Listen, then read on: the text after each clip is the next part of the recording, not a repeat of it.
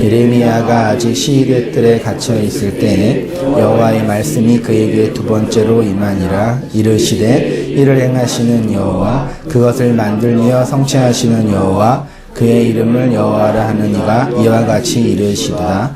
너는 내게 부르짖으라. 내가 내게 응답하겠고 내가 알지 못하는 크고 은밀한 일을 내게 보이리라. 아멘. 우리 한번 앞뒤 옆분에게 인사. 메리 크리스마스. 오늘이 크리스마스 이브라서 교회는 되게 이렇게 바쁜 날인데 오늘은 조금 조용하네요, 우리 교회가요. 3절 많이 알고 계시죠? 너는 내게 부르짖으라. 내가 내게 응답하겠고 내가 알지 못하는 크고 은밀한 일을 내게 보이리라. 믿으십니까? 네, 하나님께 부르짖으면 하나님이 응답해 주시죠? 네, 그러면 하나님께서 성도님들에게 크고 은밀한 일을 보여주신 거네요? 네, 보셨어요? 보세요? 다 알고 있는 말씀, 심지어 암송하고 있는 말씀, 기도회 때 18분으로 항상 나오는 말씀. 좀 기도회가 좀 차갑다 싶으면 인도자가 이 말씀을 근거로 부르짖으라 이렇게 기도해서 기도회를 뜨겁게 했던 기억이 저는 생생히 있습니다. 우리 어떤 형제가 그걸 놀랬어요. 왜 그러니까 6장 그래가지고 걱정하지 마세요. 세상에. 아유 진짜 얼마나 중요한 말씀 6장까지 제가 했겠어요. 힘들고 바쁜데. 오전에 1시간 반 했는데 보통 제가 1시간에서 1시간 10분 사이 설교를 하더라고요. 근데 뭐 애들 오늘 뒤에 왔어요? 요한실에 안 왔어요? 알고 안 왔구나. 길지 알고. 근데 좀 중요한, 저 개인적으로 말씀 준비하고 공부하면서 정리되고 개념을 잡은 게 되게 많이 있으니까 온 거 읽으신 분들은 또 아시겠지만 또 한번 확인하면서 은혜를 나누고 경험했으면 좋겠어요. 3절 알고 계시는 것처럼 너는 내게 부르짖으라. 내가 내게 응답하겠고 내가 알지 못하는 크고 은밀한 일을 내게 보이리라 그러셨잖아요. 여기 부르짖으라가 우리 일반적으로 알고 있는 단어로 기도하라 그런 뜻이잖아요. 그렇죠? 근데 여기 부르짖으라가 우리가 알고 있는 기도인데 그 기도가 또 한자잖아요.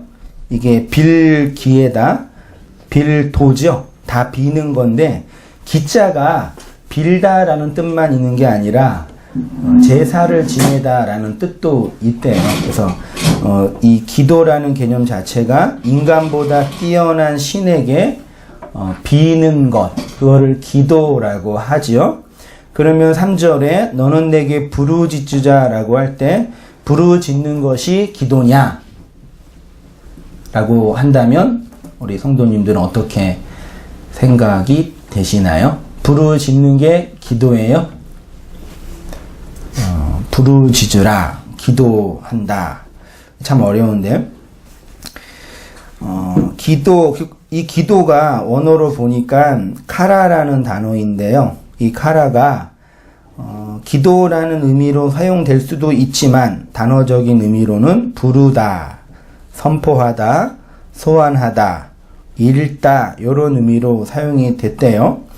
우리가 흔히 알고 있는 기도의 의미와는 사뭇 다릅니다. 기도는 빌기에 혹은 제사기에 빌 또는 인간보다 뛰어난 신에게 비는 거죠. 그래서 일반 대중들은 자신들의 소원과 바램을 비는 것 정도로 이해하고 있지요.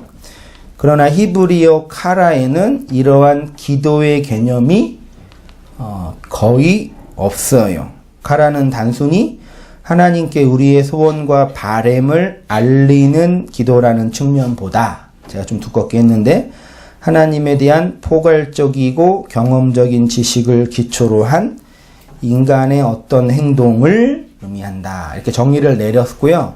이후에 이제 그 정의를 차근차근 설명해 드릴 테니까 한번 잘 이렇게 좀 만만치 않는 주제이고 용어이기도 해요. 그래서 죄송스럽기도 해요. 오후 2시에 이렇게 철학적으로 신학적으로 어려운 주제를 담고 얘기를 하는 게 좀 부담이 되지만 한번 좀 깊이 이해하시면 우리가 고민하고 해석되지 않는 여러 가지 문제들에 대한 답을 얻을 수 있을 거라고 저는 믿습니다. 그러니까 기도는 하나님에 대한 포괄적이고 경험적인 지식을 기초로 한 인간의 어떤 행동이다. 이 말이 안 맞죠? 기도라는 단어의 뜻이 뭐예요? 나보다 힘이 센 신에게 뭐 하는 거예요? 비는 게 기도라는 단어의 뜻이잖아요. 제가 그 뜻을, 한자의 뜻을 버리고 새로운 뜻을 집어넣은 거예요. 그게 어렵단 말이에요. 이해되시죠? 문맥에서도 부르짖으라고 말씀하시기 전에 하나님 자신이 어떤 존재인지 계시하신 후에 부르짖으라, 카라 라고 하셨습니다. 당신을 어떻게 계시하셨냐면 세 개의 동사 뭐예요? 행하시고 만드시고 성취하시는 여호와라고 되어 있죠. 행하시는 아사, 만드시는 야짜르, 성취하시는 쿤이라는 단어라는데 아사와 야짜르는 창세기 1장에 하나님의 그 창조의 행위를 표현하는 단어 바라와 함께 사용된 단어랍니다. 그러니까 하나님 자신을 어떻게 소개하고 계시냐면 나는 무엇을 만드는 신이다. 그러니까 내가 할 일은 부르짖는 거다.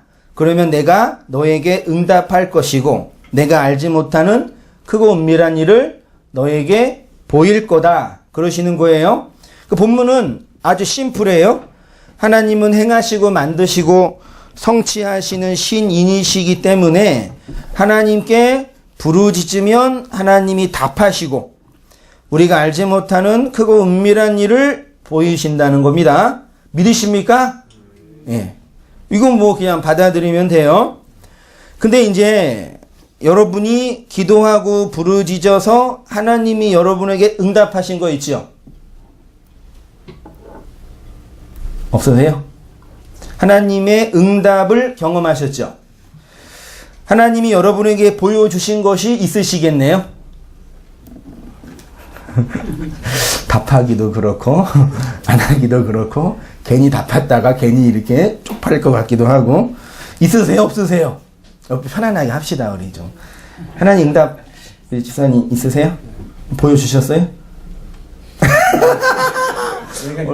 주의자매가 없어가지고 서운한데 답하는 자매가 있어야 좋은데 누가 대신 은혜자매 안 되고 이 자매 안 되고 응답 경험하셨어요? 보셨어요? 보셨어요? 여기서 보셨다 그러면 이제 약간 신비적인 경험이 강하신 분들은 본다 실제로 보신 분도 많이 계시다면서요. 우리 오늘 안 오시는 우리 김권사님 같은 경우는 보셨을 것 같기도 한데 그분은 그치요? 여기도 계시지 않나요? 우리는 별로 없나요? 보신 분이요? 보이다, 예, 보다. 여기 보다가 그러니까 우리가 흔히 보다라는 단어 자체도 이게 눈에 보는 것도 있지만 저는 집사님 마음이 보여야 할 때 그 보다는 건 뭐예요? 알다. 이전에 느끼다. 이전에 알고 있었던 그 지식을 넘는 어떤 다른 차원의 이해가 있다. 그걸 보다라고 표현하죠. 이게 나가드라는 단어라고 되어 있는데요. 알리다, 드러내다, 깨닫다. 문법적으로 사역, 히필, 미완이라고 되어 있어서요. 계속적으로 하나님께서 보이시겠다. 뭐 그런 뜻이랍니다. 그러니까 부르짖으면 하나님이 답하시는데 어떻게 답하시냐? 보이신다. 눈으로 보게 한다? 아니요. 인식의 지평을 넓히신다. 이전에 알지 못했던 것들을 보게 한다. 이해되시죠? 인생을 사시면서 성경을 배우시면서 역사를 경험하면서 이전에 보지 못했던 다른 차원의 영역들을 보고 계시죠? 그렇죠? 그런 차원의 봄, 그게 나가드가 갖고 있는 의미래요. 그래서 하나님의 계시의 드러남, 나타남, 보이심을 표현할 때 사용된 단어이고요. 구약 시대에는 하나님은 꿈과 예언을 통해서 보여주셨고 선지자들을 통해서 보여주셨고 신약에 와서는 말세 때는 누구를 통해서요? 예, 아들로 뭘 보여주셨다고요? 아들로 보여주셨어요. 갈라디아서 2장 20절에 내가 그리스도와 함께 십자가에 못 박혔나니 그런즉 이제는 내가 산 것이 아니요 내 안에 누가요? 그리스도가 살았지요. 그 다음에 마지막에 어떻게 고백해요? 이제 내가 사는 것은 나를 위하여 자기 자신을 버리신 하나님의 아들을 믿는 거죠. 여기서 하나님의 아들을 믿는다라는 의미를 잘 이해하셔야 돼요. 아들 있으세요? 예수님이 하나님의 아들이라는 걸 믿는다. 그런 차원 개념 정도가 아닙니다. 하나님의 아들을 믿는다는 얘기는 내 안에 아들이 주어졌다는 개념인 거예요. 설명해 드릴게요. 아무튼 이 나가드라는 단어는 보이다, 나타내다, 깨닫다 뭐 그런 뜻인데 신명기나 이사야에서는 반포하다, 보였다, 보이다 이렇게 되어 있습니다. 쭉 내려오셔서 보이시는 하나님 볼게요. 하나님이 보이시는데 어떤 것, 어떤 일을 보이시냐면 알지 못하는 크고 은밀한 일을 보이신답니다. 은밀한 일이 밧자르라는 단어인데 두 가지 뜻이래요. 잘라내다는 뜻과 접근하지 못하다라는 뜻이랍니다.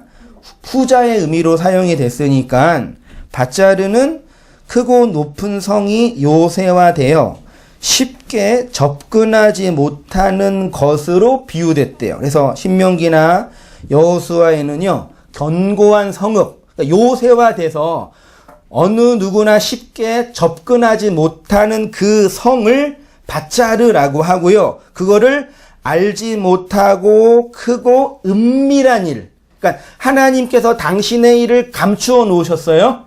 됐죠? 감추어 놓으셨는데 어떻게 감추어 놓으셨냐면 견고한 성, 아무나 접근하지 못하는 아주 요새화된 성읍 있죠. 그렇게 감추어 놓으신 거예요.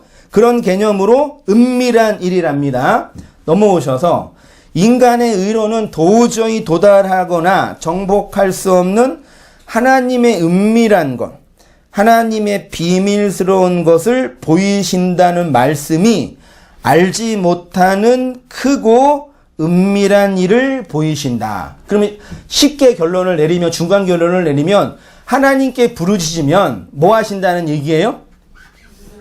네, 우리가 이전까지 알지 못하고 받아들이지 못하고 인식하지 못했던 어떤 하나님에 관한 것들을 혹은 역사를 이해하고 경험하고 깨닫게 된다. 이해되셨죠? 거기까지만 보세요. 그 다음에 이제 좀 넓은 전제를 좀 해야 되겠는데, 그러면 하나님이 이 땅에 감추어 놓으신 것이 무엇이냐?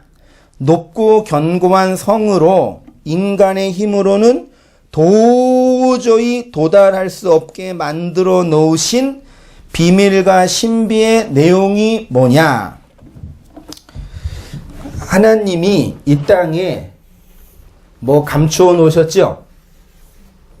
그 감추어 놓으신 내용이 뭐라고 되어 있을까요? 예수님의 비유에서는 천국 비유, 감추어 놓은 보화 비유죠. 이 땅에 뭘 감추어 놨어요? 진주, 보화, 또 뭘 감추어 놨을까요? 혹시 아시는 거 없으세요? 돈, 그런 건 아니죠? 시, 맞나요? 말씀, 맞나요? 그렇죠? 이거예요. 그 보화, 진주 다 같은 얘기예요. 그럼 시가 뭐예요? 이제 단어적으로 시가 뭐예요? 시가 생명이 있는 거? 시가 이거는 식물에겐 시죠. 동물에게는 정자. 아니야, 난자, 정자. 맞나요?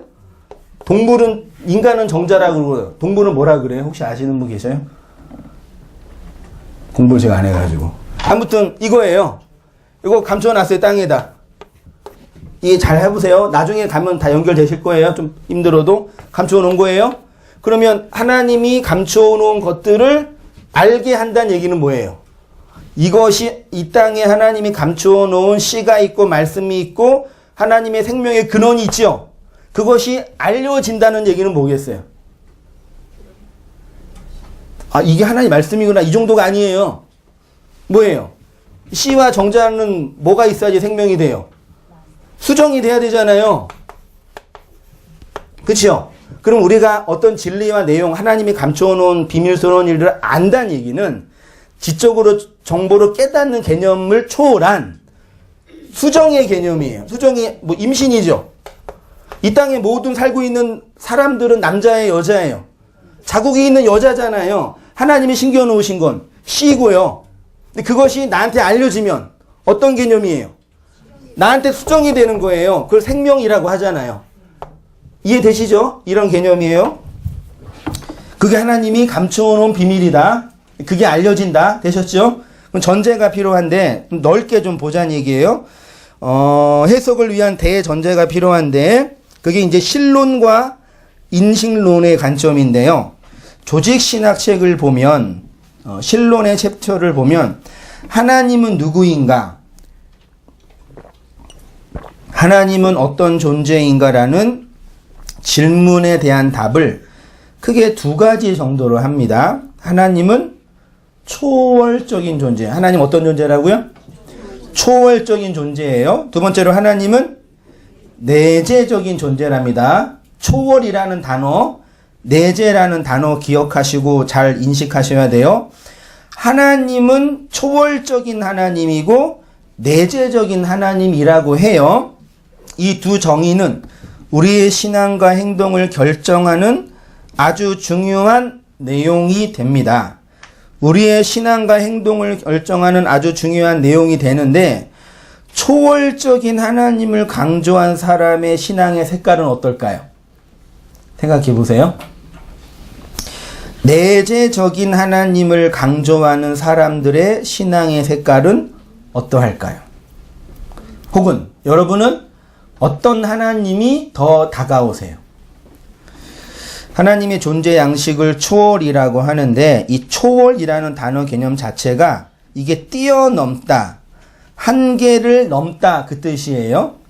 철학적으로는 뭘 넘냐? 경험과 인식의 내용을 뛰어넘는 거죠. 그러니까 하나님이 초월적이라는 얘기는 우리의 경험, 우리의 인식을 뛰어넘는 신, 우리의 경험과 우리의 인식을 뛰어넘는 존재, 그게 초월적 하나님이에요. 3페이지로 가셔서 그러나 하나님은 초월해 계시지만 하지 않으시고 내재하신대요. 내재라는 단어는 안에 있다죠. 그럼 어디 안에 있는 거예요? 네. 내 안에 있다는 얘기는 되게 그 감상적인 용어고 시적인 표현이고 정확하게 하면 내 인식과 내 경험 속에 계시는 거예요. 하나님이 어디 계셔요? 내 밖에 계셔요? 내 안에 계셔요? 성경은 하나님을 초월적이라고 합니까? 내재적이라고 합니까?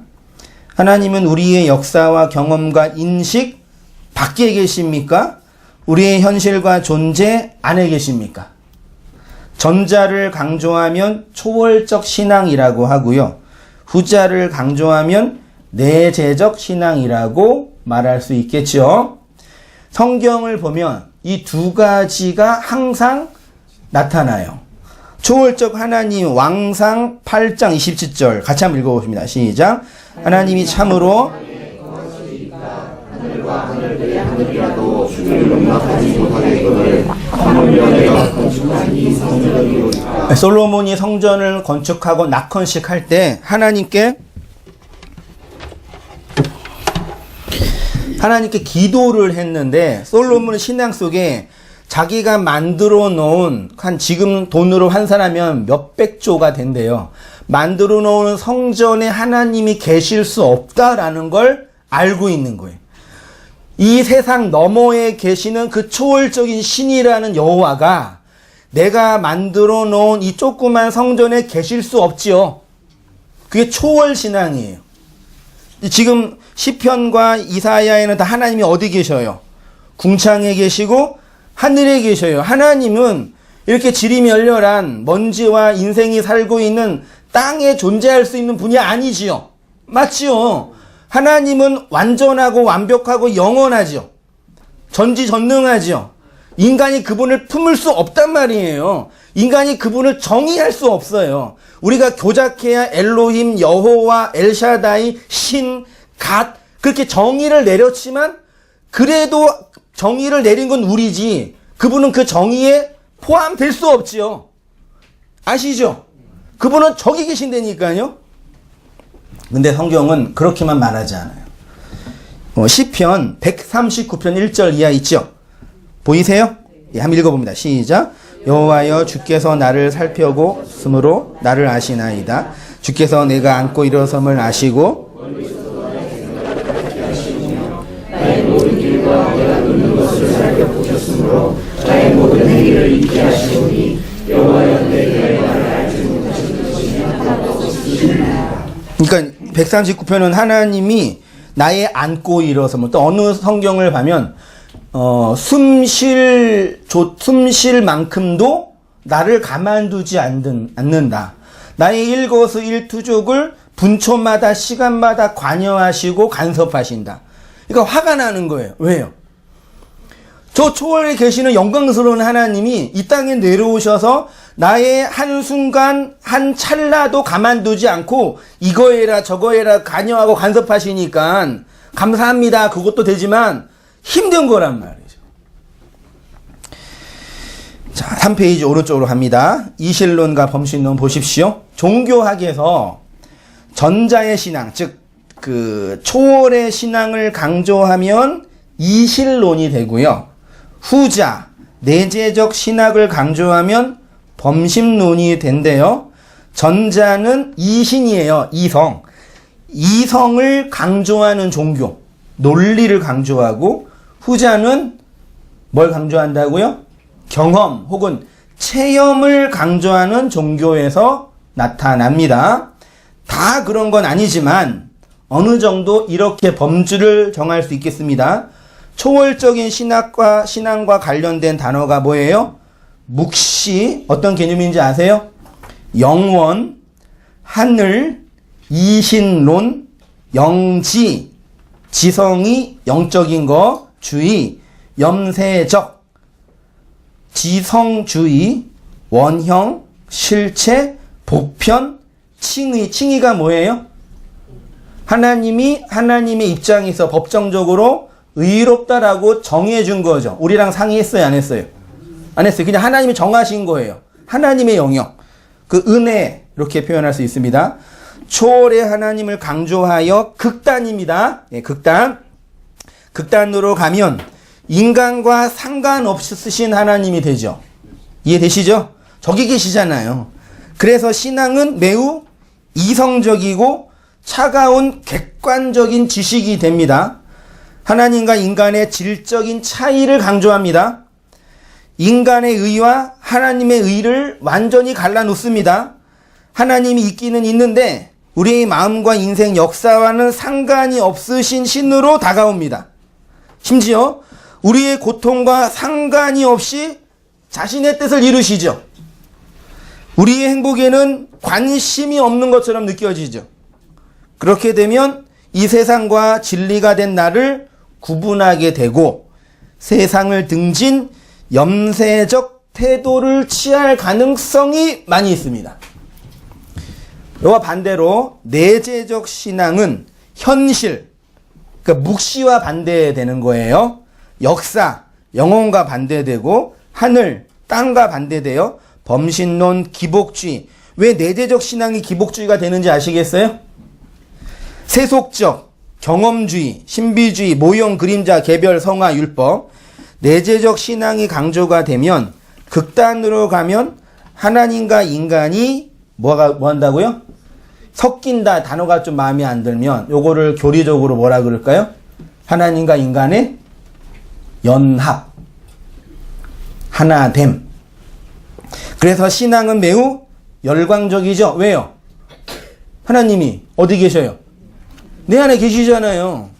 그리고 신비적이고 주관적인 신앙이 되죠. 내가 경험한 게 중요한 거니까. 하나님의 의와 인간의 의를 거의 동일시하죠.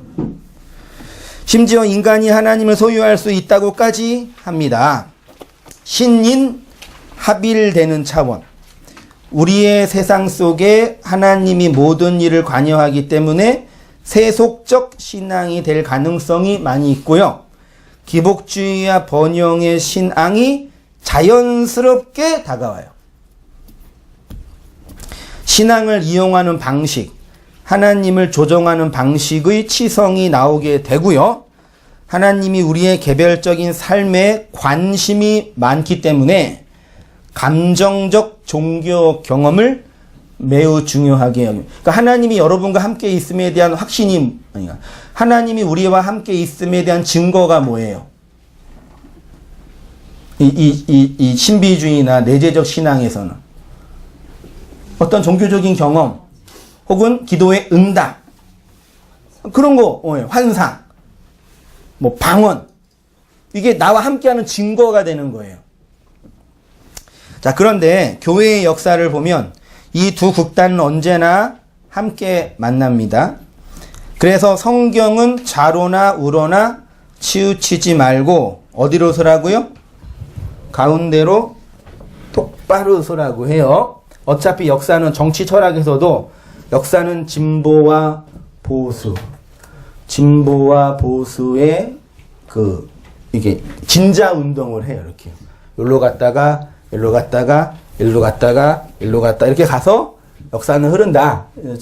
그러죠. 근데 교회 역사도 비슷해요. 이성주의가 강하게 일어나면 반대편에 경험주의가 일어나고 종교 감정을 강조하면은 이제 종교의 객관적인 지식을 강조하고 항상 왔다 갔다 그래요. 여러분 그래서 그 선문학교회 같은 김용수 목사님 그 교회에요. 아주 날카로운 이성적인 신앙을 강조하는 분들만 계시는 게 아니라 어떤 분도 있어요? 이런 자기의 내적인 경험을 강조하는 신앙도 엄청 많아요. 이게 아이러니예요. 근데 보세요. 여기가 초월이라 그러고 여기가 역사라고 그러면요. 이 초월과 역사를 연결하는 가운데가 있죠. 이게 뭐예요? 이걸 뭐라 그러면 될까요? 하늘과 땅을 연결하는 거. 이게 창세기 1장에는 이거 뭐라 그러면 이걸 타베크라 그래요. 궁창 가운데, 궁창 가운데, 에덴 동산 가운데, 하늘과 땅의 가운데, 하늘과 땅을 연결하는 그게 있잖아요. 그게 뭐예요? 예수 그리스도 달고 있는 거잖아요. 그 얘기예요. 자, 가운데로 똑바로 서라는 것입니다. 언약의 기둥으로 똑바로 서서 살아나는 부활의 삶이 바로 이것인데, 기도는 하나님의 초월을 인간의 내재 속으로 끌어당기는 인간의 행위가 아니라, 기도는 하나님이 완성하신 일이 우리 안에서 완성되어 가는 하나님의 역사를 해석하게 하는 신앙의 행동이다. 이렇게 한번 정의 내렸어요. 두 번째로 생각해 볼 대전제는 인과율이라고 합니다. 원인과 결과의 인과율인데요. 이 세상의 법칙은 원인과 결과로 움직여지죠. 원인과 결과는 시간에 의해서 결정되는 자연 법칙이에요. 원인은 결과보다 시간적으로 뭐예요? 앞섭니다. 그래서 과거는 어디에 지배를 받아요?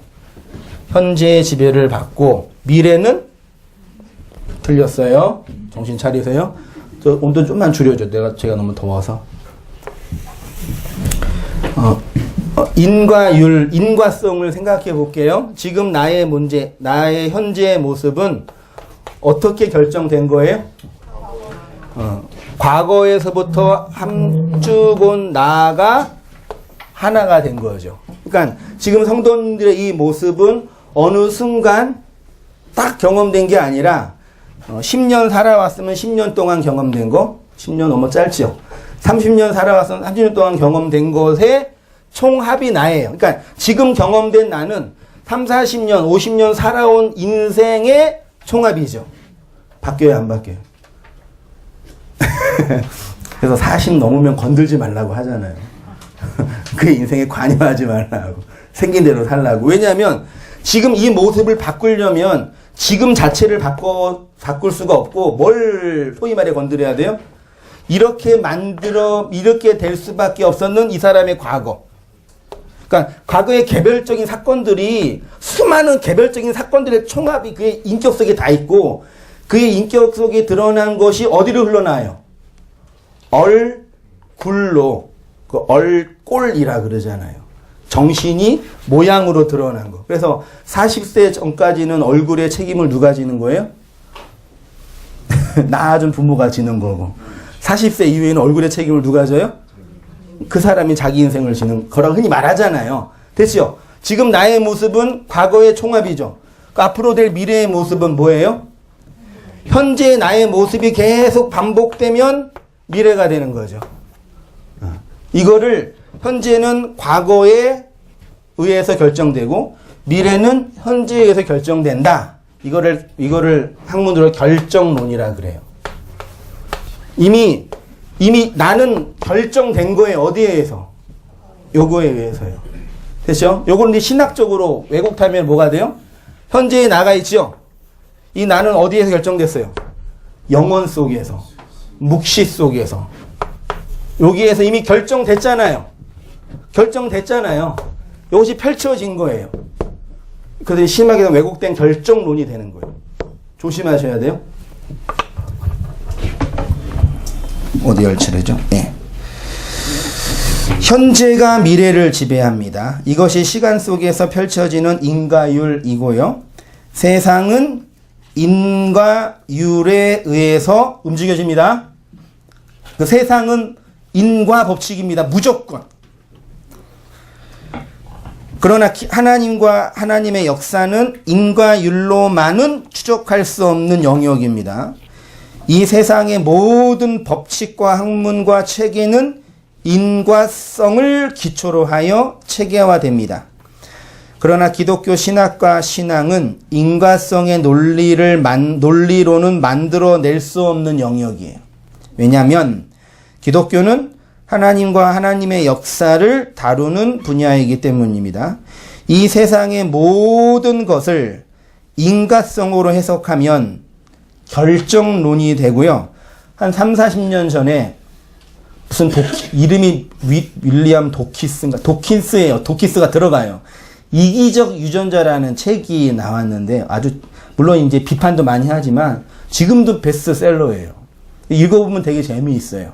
그러니까 우리는 뭐에 의해서 결정돼요? 유전자에서 맞아요, 틀려요? 아이들이 공부 못하는 건 누구 책임이에요?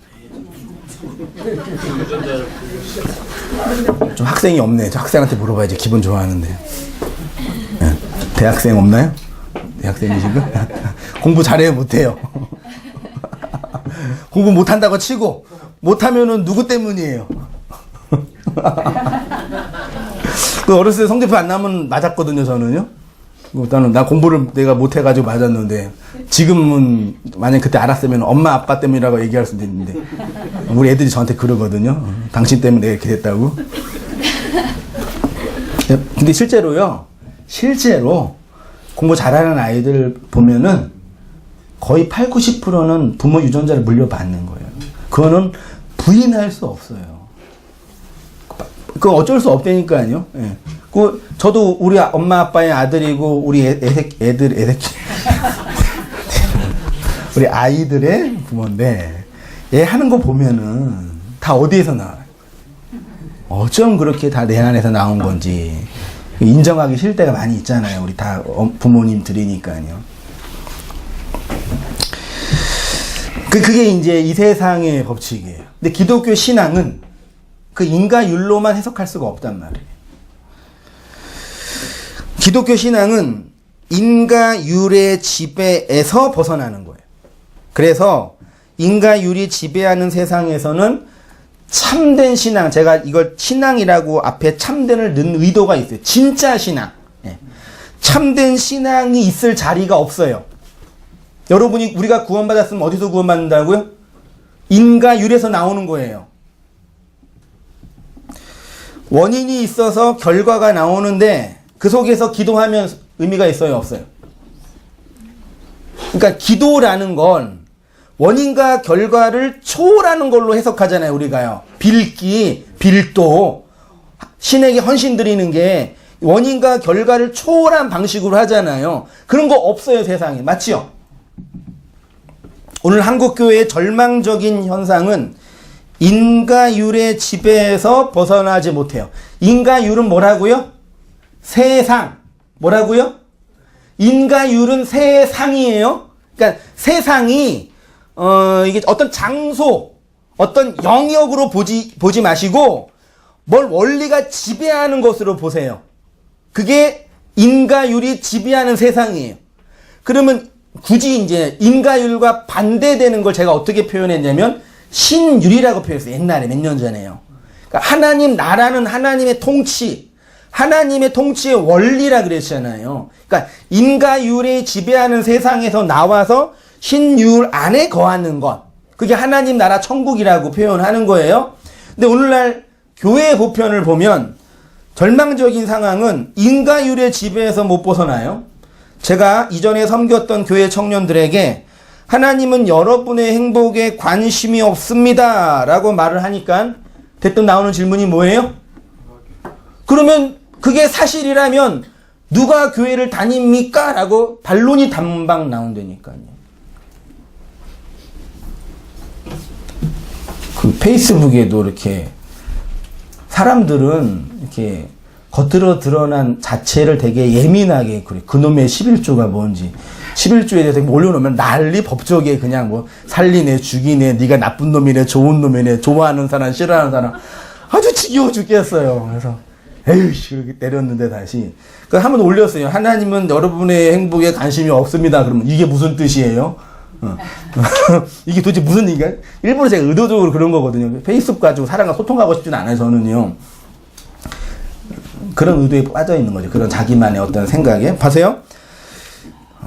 인과율에 따라 하나님을 믿고 있는데 인에 따라서 하나님을 믿고 있는데 과가 없으니까 원인으로 했던 종교 행위가 삭제되죠. 이해되시죠? 예. 그것은 그렇게 행한 그의 행위를 삭제하는 것이 아니라 그 행위를 한 그의 존재를 삭제하는 거예요. 잘 들으세요. 우리의 행위를 하나님이 삭제한다라고 할 때 혹은 생의가 삭제된다고 할 때 어떤 종교 행위가 삭제되는 게 아니라 그 행위를 구원의 근거로 했던 내가 죽는 거예요. 그래서 기분이 나쁜 거예요. 그렇죠? 자 보십시오. 아무리 교회에 나와도 천국 못 가요. 맞아요? 11조 열심히 해도 성공하지 못합니다. 맞나요? 교회 아무리 봉사해도 하나님 복주 주시지 않아요? 아무리 치성을 드려 헌신을 해도 하나님은 감동받지 않으십니다. 이렇게 과를 없애버리니까 인으로 했던 종교 행위가 사라지죠. 여전히 인과율의 법칙 안에서 종교 생활하고 있는 거지요. 그러면 사람들이 결과로 알고 있는 천국, 성공, 복, 감동 이건 뭐예요? 있는 거예요, 없는 거예요? 인과율 안에서는요. 없는 거지요. 자 보세요. 기도. 일반적으로 이해하는 기도는 빌기의 빌도잖아요. 근데 제가 기도를 정의했죠. 기도는 이게 아니라 이거란 얘기가 말 자체가 안 맞죠.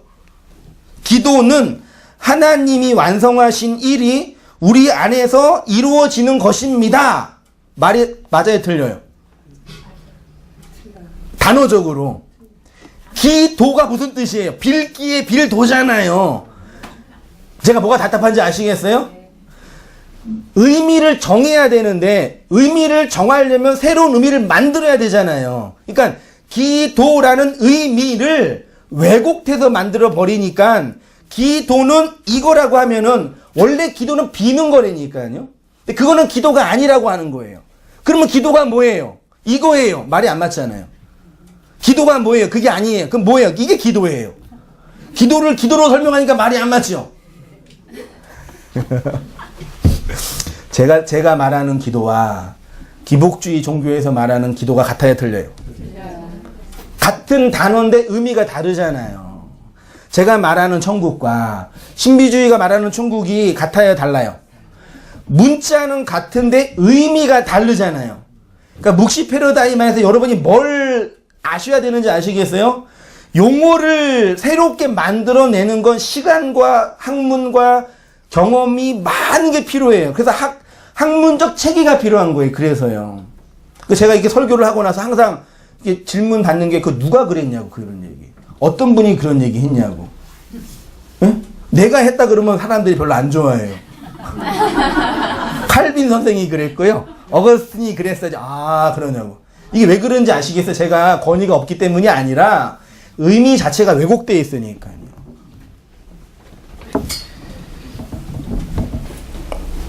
그래서 왜곡된 기독교 문명이 만들어낸 천국과 성공과 복과 감동을 받게 되는 거죠.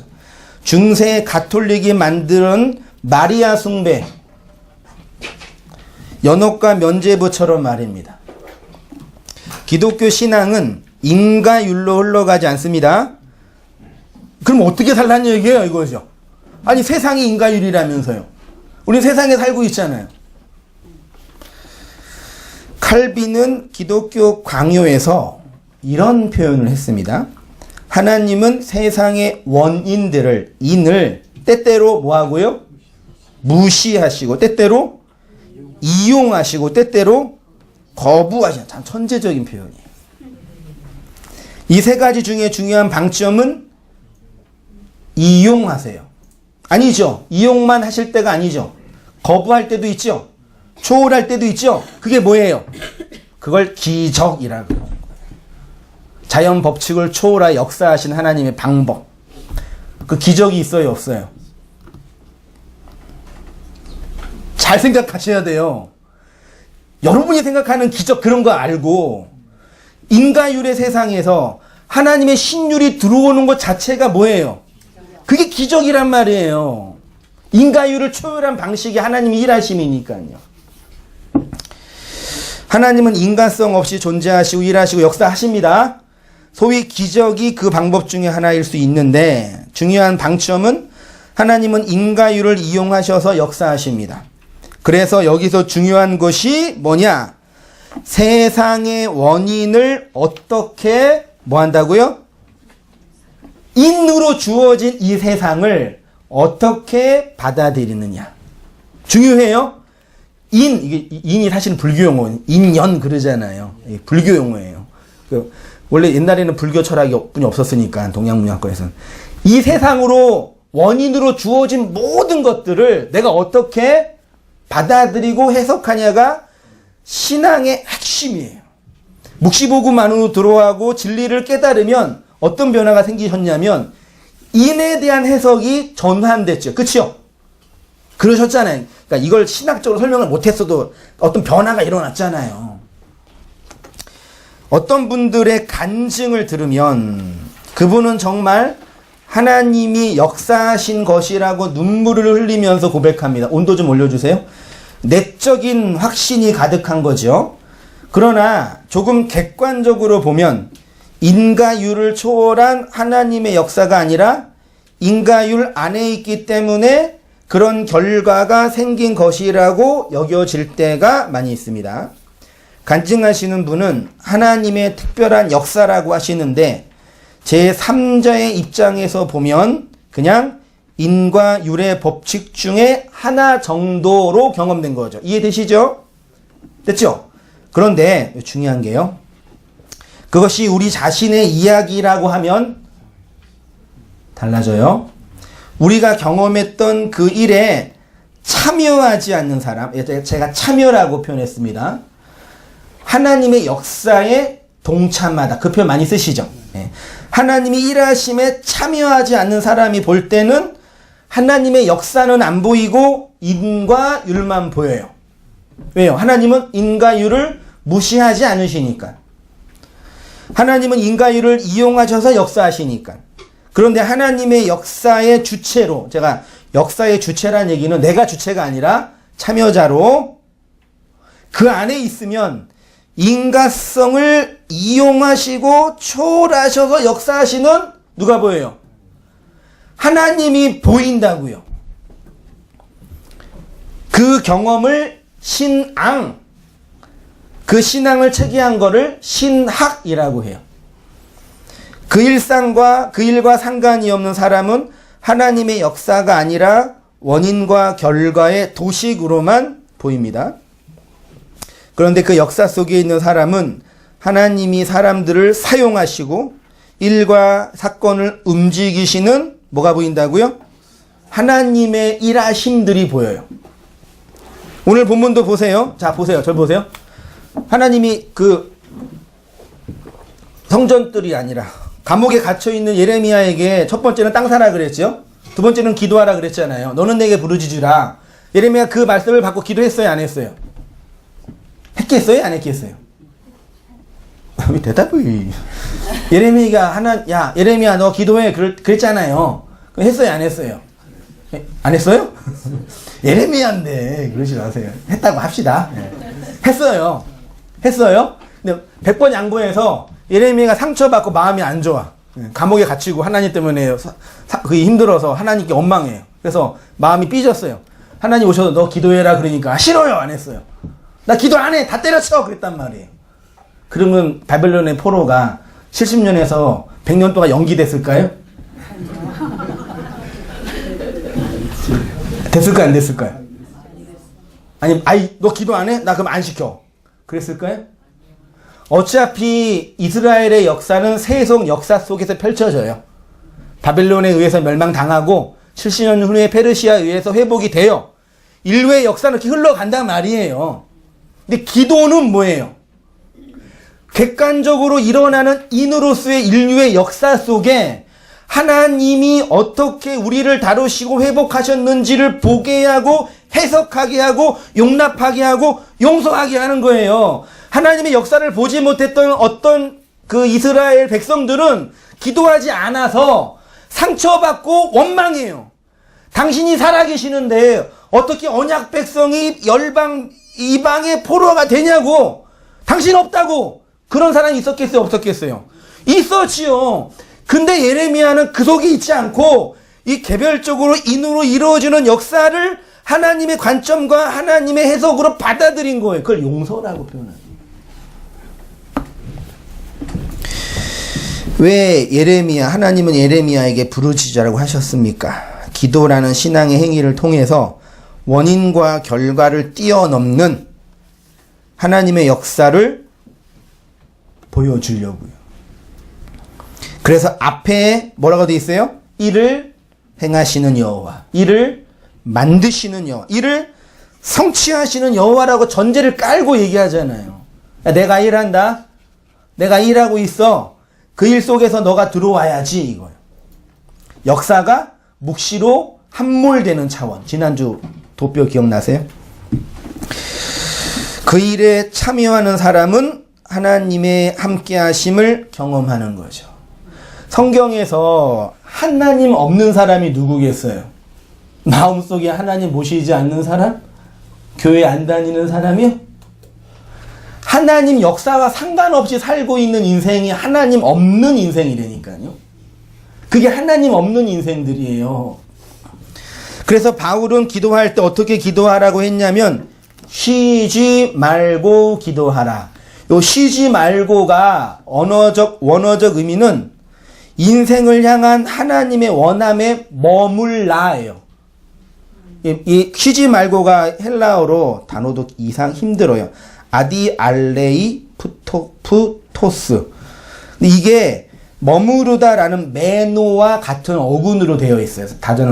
단어 사전을 보니까요. 그러니까 기도에 머물러라 그 뜻이에요. 직역을 굳이 하면요. 근데 기도 프로슈코마이니까 프로스 유코마이, 하나님의 원함을 향한 머무름.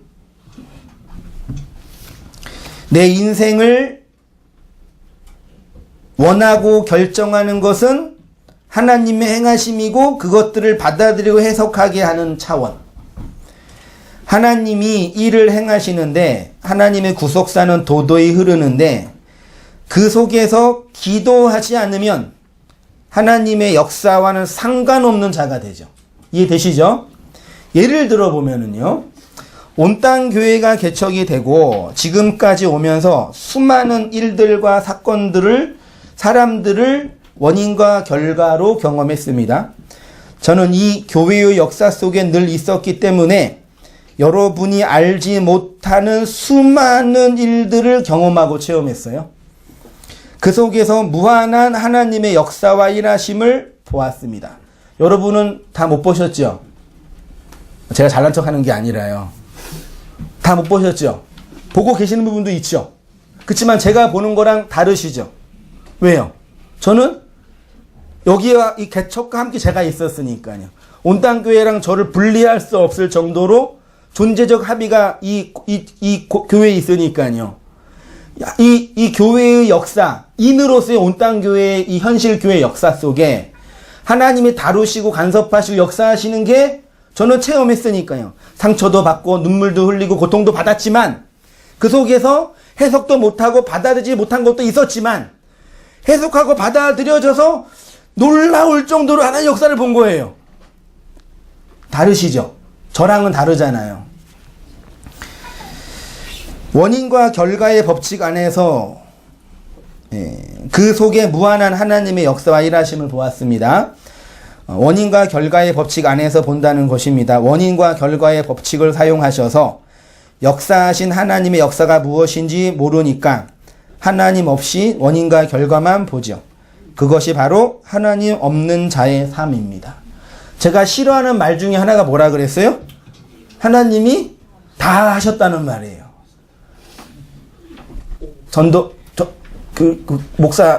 부목사 때, 부목사가 이제 교회를 다 하잖아요. 주보도 만들고, 재정도 타이핑하고, 일거리는 다 해요. 전도도 해야 돼요. 수요일 날인가 전도를 했는데, 지금 한국교회 힘든 게 뭐냐면요.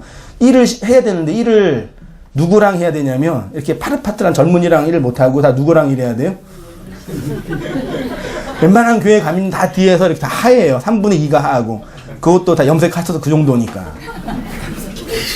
평균 연령이 거의 50은 젊으신 분이에요. 60, 70이에요. 70 되시는 권사님이 딱 각 잡고 있으면 아무것도 못 하잖아요. 권사님이.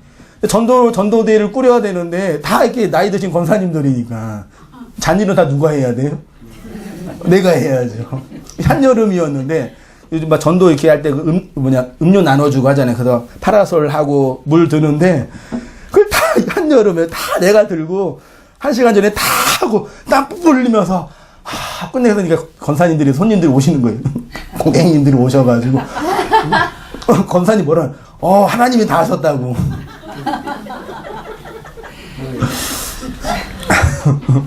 속에서 내가 했는데 그러고 싶었는데 역시 하나님은 살아계십니다 그랬단 말이에요. 1년 전에 예배당을 옮기기 위해서 저와 제 아내가 이 지역을 수없이 많이 돌아다녔습니다. 그런 수고라는 원인이 있었기 때문에 좋은 예배당을 얻을 수 있는 거죠. 저는 그 속에서 하나님이 우리에게 어떻게 역사하시고 다루셨는지를 몸서리 칠 만큼 체험했습니다. 여러분은 그냥 좋은 예배당, 예배드리기 좋은 예배당에 있는 거지만 저에겐 신학과 신앙이 담겨져 있는 예배당이죠. 이렇게 우리 예쁜 의자 누가 주신 거예요?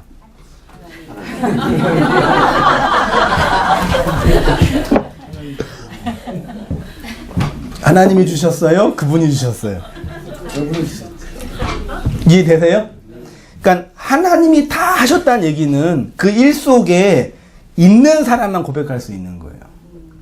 하나님의 역사 속에 내가 있으니까요. 인이 하나님의 간섭하시는 그 모든 게 인이니까 이걸 했으니까 하나님 나이다 고백할 수 있어요. 근데 우리는 하나님 다 하셨어요. 틀린 말은 아니지만 그게 틀린 말이라고요. 이해되세요? 어떤 의미인지 아시겠어요? 그러니까 하나님이 우리에게 바라시고 원하시는 차원이 뭔지 잘 생각해 보세요.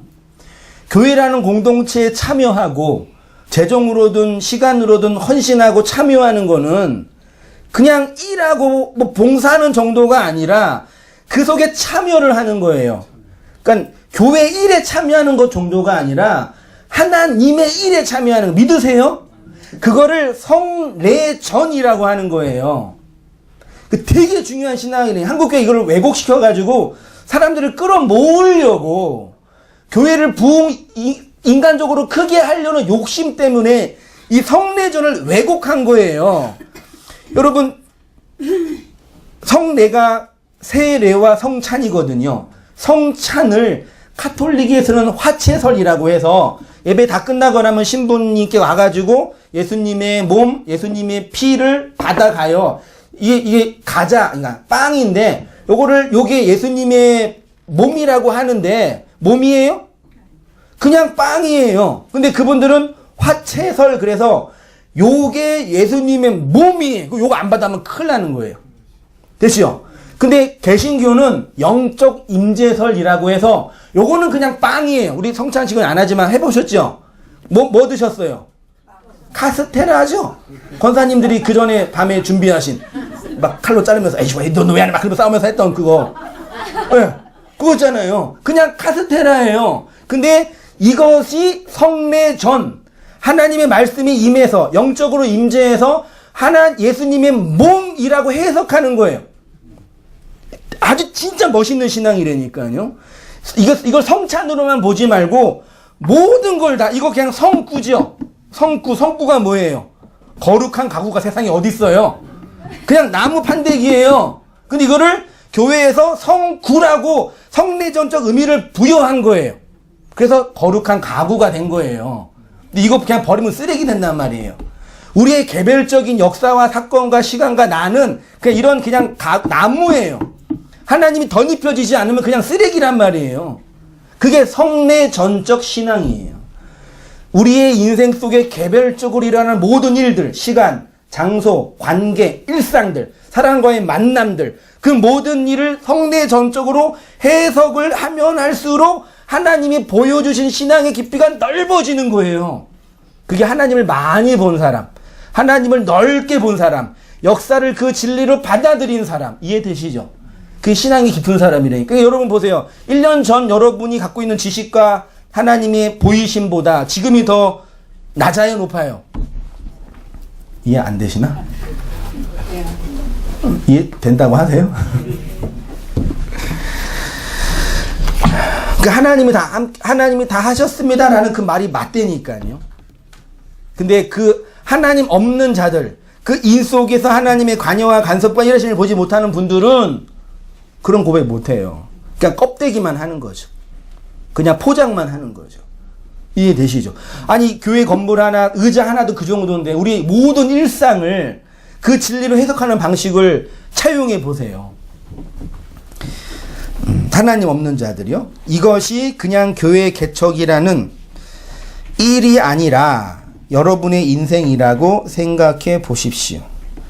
우리 인생은 시간과 공간 속에서 수많은 원인과 결과들을 만들어내는 현실입니다. 그런데 그 속에 인과율을 통해서 사용하시는 하나님의 역사를 보지 못하니까 하나님 없는 자가 되죠. 하나님 없는 자라고 하기에는 쪽팔리니까 그냥 하나님이 다 하셨습니다라고 고백만 하는 거죠. 하나님 역사 상관이 없는데도. 하나님이 역사하지 않으시다는 것이 아니라 지금도 우리의 인생 속에서 관여하시고 역사하시죠. 저는 진짜 그 시인의 고백처럼요. 분초, 시간마다 간섭하세요. 그치요? 다 관여하고 간섭하시는데 그것을 하나님의 마음으로 해석하지 못하니까 그냥 인과율의 법칙이에요. 그게 인과율은 그냥 저주라고요.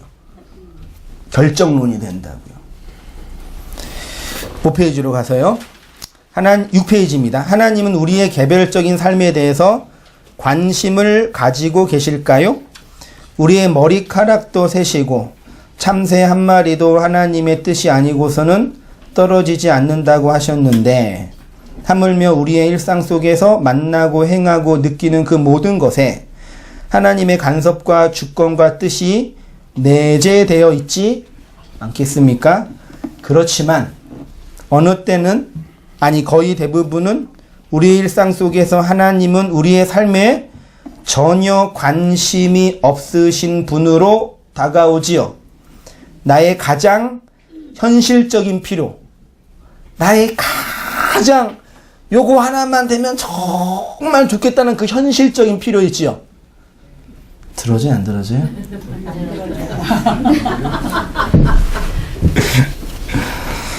하나님이 내 인생의 행복에는 관심이 없다라는 말이 그때 맞는 거예요. 내가 고통받고 내가 아파하고 내가 힘들어할 때도 도우시지 않지요.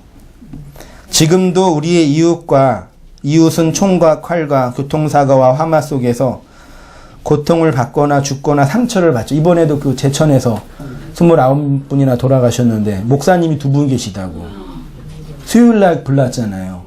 수요 예배 인도도 못 하셨잖아요. 목사님인데 주여 그러면 유시장 깨지고 그래야 되는데 돼요, 안 돼요? 또 더 끔찍한 거는 3대가 할머니랑 엄마랑 딸이 목욕하다가 이렇게 운명을 달리했잖아요. 얼마나 비참해요.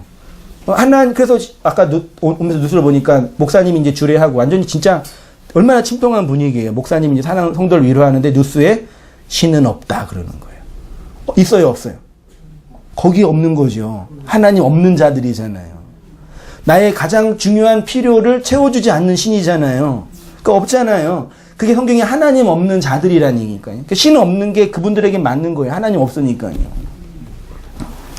하나님이 그냥 죽도록 버려두시는 거죠.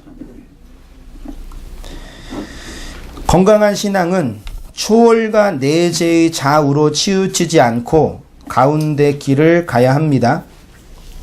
그러면 묵시와 역사가 어디에서 만나죠? 묵시와 역사가, 가운데가 뭐예요? 스타우로스. 이게 뭐예요? 이게 십자가. 이게 기둥. 기둥은 언약이죠? 기둥을 세우고 언약을 했잖아요. 언약은 말씀이죠? 말씀은 영이네요? 영은 예수 그리스도로 설명됐죠? 하늘과 땅, 초월과 내재 가운데 그리스도가 계시죠?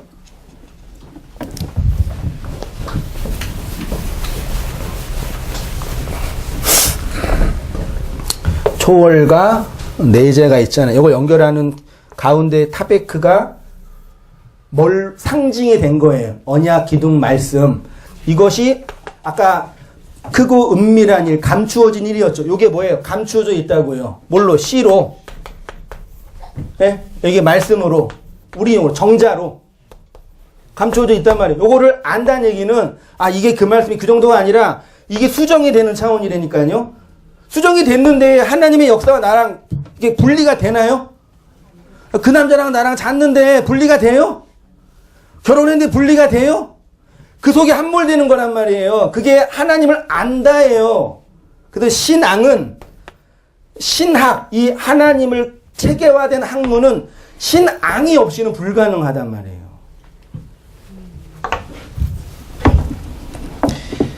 이게 감추어진 걸 비유, 상징, 혹은 껍데기, 껍데기인 세상을 버려라, 뭐 그런 얘기 하죠. 이 세상은 다 껍데기다. 그 껍데기를 버리는 게 중요한 게 아니라 껍데기 안에 뭐가 있어요? 내용이 있잖아요. 그러니까 이 세상은 다 껍데기라. 이건 다 가짜다. 그러니까 뭐 쓸데없다. 그런 의미로 받아들이면 돼요, 안 돼요? 이게 얼마나 중요한데 이게요. 이거 없으면 안 된다니까요. 그래서 있도록 하나님이 보존해 주시는 거예요. 있도록. 근데 이 껍데기 안에 내용을 알아먹으라고. 껍데기는 내용을 보호하기 있는 거니까. 껍데기를 이거 나 껍데기다 얘기는 내용으로 알아먹어라 그 뜻이에요. 그게 비유와 상징으로 감추어져 있다. 그렇게 표현하는 거예요. 그것을 하는 방식을 감추어져 있으니까 해석 보이세요? 네. 해석이 되면 감추어진 내용, 껍데기 안에 있는 양식이 내 안에 들어오죠. 양식 먹으면 용서라고 표현하고, 용서하면 뭐예요? 안식하는 거예요. 이렇게 우리의 역사 속에서 개별적으로 발생하는 모든 것들이 그리스도로 해석되어지는 것을 성례전이라고 개신교 신학에서 만든 거예요.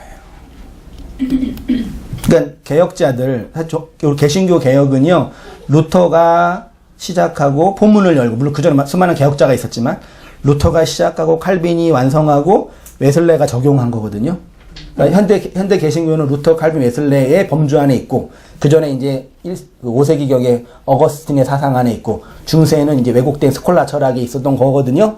그러니까 우리가 지금 경험하는 묵시복음과 이런 것들이 개혁자들이 하나둘 경험했던 신앙의 어떤 완벽한 답은 아니지만 얻어놓은 게 있단 말이에요. 그것들을 잘 보면서 해석하는 방식이 되게 중요한 거예요. 그래서요. 그걸 통째로 막 버리거나 무시하거나, 어디서 우리가 진리를 배워요? 그냥 나무인데 기름을 바르면 성구가 되듯이 그냥 인과율의 법칙인데 그리스도의 영이 부어지면 하나님의 역사가 되는 거죠. 바울은 그리스도에 해석되어지는 자신의 삶을 이렇게 갈라디아서 2장 20절 같이 읽습니다. 시작.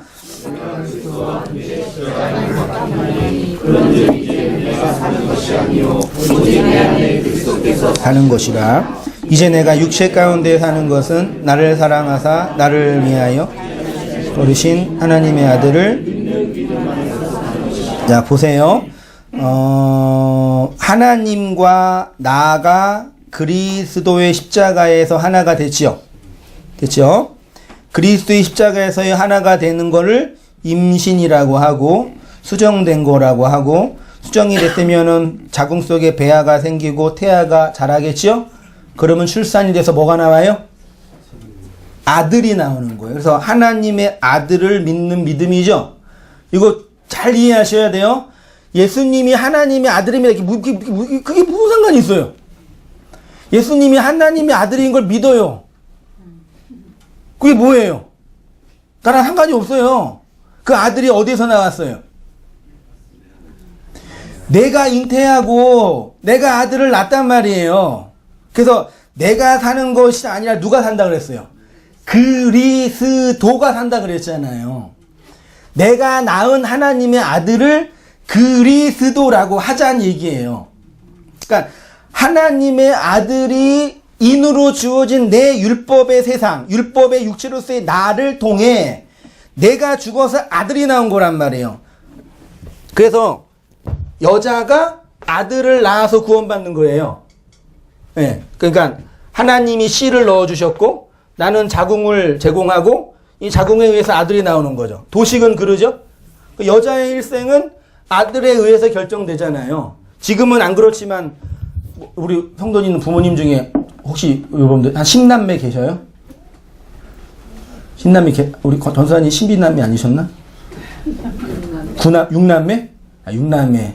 어디 우리 그러니까 12남매. 12남매는 몇 년 임신해야 돼요? 12년 임신하고 그러니까 그렇게 12명의 자녀를 낳은 여자의 인생은 있는 거예요, 없는 거예요? 하나님이 우리의 인생을 어떻게 삭제하시는지 아시겠어요? 그분은 남편 잘못 만나가지고 그분의 개인적인 인생은 삭제된 거예요. 뭐 낳으나고 아들 낳으나고요. 우리가 어떻게 구원받아요? 아들을 통해서 구원받잖아요. 아들을 낳아야 구원받잖아요. 그게 하나님의 아들을 믿는 믿음이라고 하는 거예요. 그냥 예수님 믿어요. 날 위해 죽으신 예수님의 놀라운 사랑. 왜 크리스마스날 쟤네가 기뻐해요? 그 크리스마스 우리 담비가 선물을 왜 안 주냐고. 야, 크리스마스가 뭐 하는 선물 받는 날 아니냐고. 아니야, 예수님 생신이야. 네가 왜 선물 받아? 주려면 예수님께 드려야지. 예? 젊은이들은 다 좋아가지고 그러니까 의미가 뭔지 모르니까 크리스마스 밖에 있는 자죠. 성탄 밖에 있는 자. 하나님 밖에 있는 자. 그 하나님이 우리에게 오셔서 임신시키는 거예요. 하나님의 씨를 건네주는 거예요. 근데 그게 계시가 드러나고 감추어진 것이 드러나고 해석되어지고 용납되어지고 받아들여지고 용서되어지고 이렇게 고백 표현을 하는 거예요. 그리스도로 사는 삶이요. 자신의 삶이 자신이 아니라 그리스도라고 할 수 있는 이유가 여기에 있는 것입니다.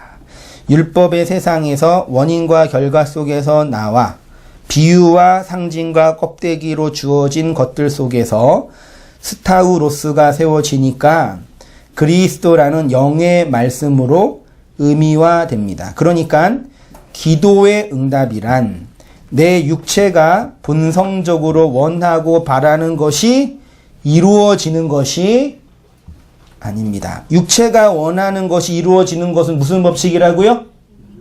인과 율이니까 돈을 많이 벌고 싶으면 어떻게 해야 돼요? 열심히 일하고 열심히 일한다고 돈 많이 버나요? 아니잖아요. 사기쳐라고요? 돈을 많이 벌고 싶으면 어떻게 해야 돼요? 또 별로 관심이 없으시구나. 돈을 많이 벌 수 있는 일을 해야죠. 한국 사회에서 돈을 많이 벌 수 있는 일이 뭐예요? 부동산이에요? 부동산을 하려면 자금이 있어야 되는데. 뭐 있어요? 돈을 많이 벌 수 있는 일이 있죠? 네. 지금 한국 사회가 끔찍한 게, 검사, 변호사, 대기업, 이런 걸 가야지 그나마 경쟁력이 있으니까. 근데 일반 평민과 서민은 거기에 도달하기 어려운 시대가 되니까 힘든 거죠. 그쵸? 그러니까 인간율의 법칙이라니까요. 네. 그 또 뭐가 있어요? 건강하게 살려면 소식하고 아무튼 뭐 있죠. 그러니까 다 인과율이에요. 이 세상의 법칙은요. 하나님이 뭐 사랑 안 하셔가지고 막 혼내주려고 막 그러는 게 아니라. 율법의 세상에서 원인과 결과 속에서 비유와 상징과 읽었네요. 기도 응답이란 하나님의 나타나심인데 하나님의 나타나심은 우리의 개별적인 일상들을 원인과 결과로 사용하셔서 그 속에서 선악을 구분하여 스스로를 의롭게 하거나 스스로를 정죄하는 것이 아니라 인과율을 사용하시거나 초월하시는 하나님의 역사를 내 마음과 인생 속에 받아들이는 것입니다. 그러면 어떻게 되냐면 인생 속에서 경험되는 개별적인 일들을 통해서 하나님이 하나하나 나타내시고 드러내시는 은혜의 사건이 되는 거죠. 그것을 아들을 낳는 거예요. 아들은 몇 명 낳으면 좋아요? 많을수록 좋지요. 한 번 낳고 끝나는 게 아니라 하나님이 감추어진 진리의 씨로 넣어준 개별적인 사건들이 다 하나님이 넣어준 씨, 비밀, 말씀이잖아요. 그게 내 인생을, 내 자궁을 내어주어서 받아들여서 내 인생, 역사, 자궁을 통해서 그 아들을 낳는 거. 그게 성도의 삶이라고 표현하는 거죠. 이해 충분히 되시죠?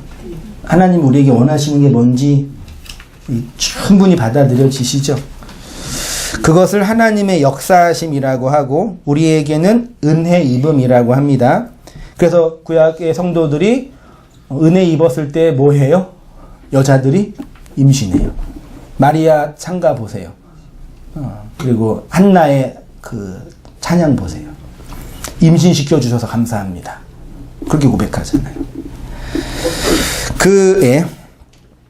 이런 움직이는 차원, 그 은혜는 개별적인 일상을 우리가 조정하거나 조작하거나 움직이는 차원이 아니라 일어난 일들을 해석하고 경험되는 일을 받아들여서 용서하게 합니다. 그래서 신앙은 살아가는 삶이 없이는 정의할 수 없습니다. 그러니까 인과율의 법칙 아래서 주어진 잘 살고 못 사는 거예요. 성공하고 좌절하는 거예요. 번영하고 실패하는 것은 우리의 몫이 아니에요. 이 말 자체가 틀렸죠. 뭐가 잘 사는 건데요? 뭐가 성공하는 거예요? 아세요? 이거 우리가 개념 자체를 다 왜곡된 시대 문명과 타자에 의해서 물려받는 거예요. 고등학교 졸업하고 대학교 안 가면 실패한 거예요? 네, 그러잖아요. 오늘날 젊은이들은요. 대기업 못 들어가면 실패한 거예요? 네, 그러잖아요. 그렇게 해서 다 사람들을 순서로 매기잖아요. 다 이 인과율의 세상에서 들어온 저주들이잖아요. 길 가다가 죽으면은 객사당하면 저주받은 거예요. 다 그런 것들 뿐이 없어요, 우리. 개척했는데 말아먹으면은 하나님이 사랑하지 않은 거예요? 또 뭐 없나요? 그거 한번 잘 생각해 보세요. 자식 새끼가 내 말 안 들으면은 실패한 거예요? 네. 또 뭐 없나요? 다 따지면은 도대체 이걸 누가 정했을까? 도대체 왜 이렇게 정해놨을까? 왜 나는 이렇게 내 존재 내면에 일어나는 나를 찾지 못하고 하나님에 의해서 해석되어지는 그 그리스도의 아들을 찾지 못하고 밖에서 주어진 나로 계속 이렇게 연명하면서 싸우면서 경쟁하면서 비교하면서 살까? 그러니까 안식이 없잖아요. 맨날 비교하면서 교회 와가지고 그 세속 안에서 또 자식 잘 되라고 기도하고 뭐 하라고 계속 안 되면 또 좌절하고. 그거를 잘 살고 못 살고 성공과 이거는 우리가 이렇게 우리의 열심과 노력으로 받고 안 받고의 문제가 아니라니까. 물론 열심히 일하지 않으면 돈 많이 못 벌어요. 그거 어쩔 수 없는 현실이잖아요. 우리의 몫이 아니라 그렇게 살아가는 삶에 대한 해석이고 받아들임. 요걸 또 잘못 오해해서 실패가 성공이다. 또 이런 도식을 만들 수가 있단 말이에요. 그것도 위험합니다. 그래서 하나님이 율법의 감옥에 갇혀 인과율의 저주 아래서 살아가는 우리들에게 부르짖으라, 카라 하라라고 하시는 거죠. 그렇게 부르짖으면 율법의 포로, 인과율의 저주에서 70으로 주어지는 회복과 안식과 자유가 주어지는 거죠. 내가 사는 것이 아니라 누가 산다고요? 그리스도께서 사시는 겁니다. 기도하겠습니다. 하나님 아버지, 우리에게 건네주신 이 계시의 말씀과 선포된 말씀들을 하나하나 깨닫고 배우고 발견해 가면서 감추어 놓은 비밀과 숨겨 놓은 진리들을 발견하고 마음에 담을 수 있도록 인도해 주셔서 감사합니다. 주님께서 부르짖으라고 명령하시고 우리가 알지 못했던 크고 은밀한 일을 보일이라고 약속하신 말씀들을 배우면서 우리가 오해하고 왜곡했던 것들을 하나하나 깨트리고 그 내용의 진리를 양식으로 받아서 하나님 그 은혜로 살아가는 저희 모든 삶이 다 되어지도록 주님 인도해 주시고 은혜 내려 주시옵소서. 여전히 우리의 삶 속에서는 받아들여지지 못하고 해석되어지지 않고 용납되어지지 않아서 여전히 고통받으며 의기소침하며 절망하며 낭망하는 영역 또한 있습니다. 하나님이 다루시고 인도하시는 인생인 것들을 깨닫고 하나하나 밝혀 드러내신 분이신 것들을 믿으면서 인내하며 살아가는 저희의 모든 삶이 다 되어지도록 주님 인도해 주시고 은혜 내려 주시옵소서. 감사드리며 예수님의 이름으로 기도하옵나이다. 아멘.